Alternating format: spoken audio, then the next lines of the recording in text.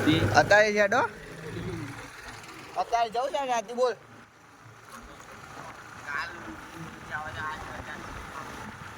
ઓહો તે કોઈ રાતે આપણે 12 વાગે નહીં હેબાનું હું રાતે આચી ના ઊંઘીશ કાલે 1 વાગે ઊંઘીશ તમાર સ્નેપ પછી મેં માર મોકલ્યો તો જાગતા હતા કીધું ઓ આયરા જાગે છે આયરા પિક્ચર જ જોતો બરાબર મેચ પછી પિક્ચર ચાલુ હું એ જાગતો તો તાને